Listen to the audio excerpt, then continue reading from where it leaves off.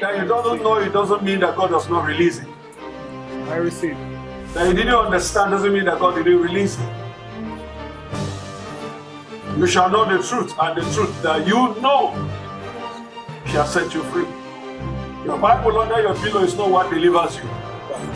It's the Bible in your spirit that sets you free. Are you hearing what I'm saying? Yes, sir. Because some of us, when you have nightmares, what do? Come on now, tell me what you used to do before. And the demons will still oppress you. Glory to God. Sometimes it works on. God will just say, have mercy, show mercy. Glory to God. Your life today, the quality of life you are living right now, is a sum total of the decisions you have made in the past. That's the truth. Where you are right now, including being here today, is a sum total of all your decisions. Many people are regretting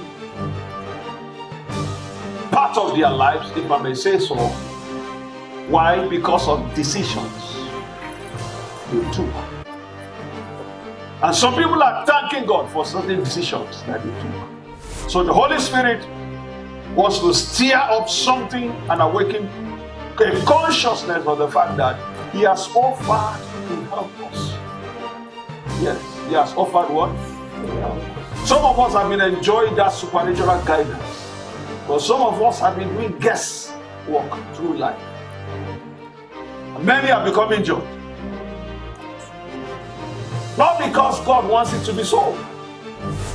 You see, God is God. He will never force man to do what man does not want. Worship is not true when it's not willingly done. That's why Joshua said, choose you this day whom you will serve. Choose. That means it's a choice.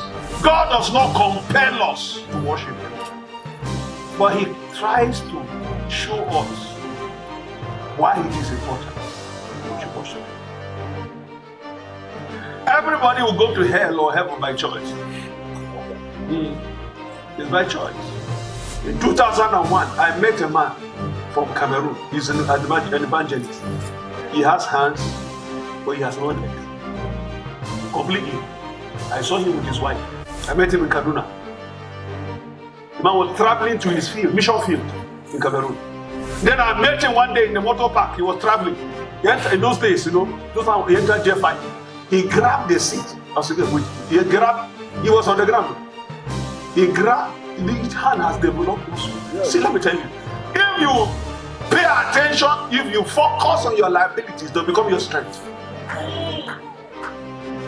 It's because you have decided to shed tears. That's why you become a beggarly. The man grabbed the iron of the seat like this. He flung himself like a football straight on the seat. I can do all things through Christ that gives me the strength. All things, not some things. I want you to make up your mind to walk out on the devil.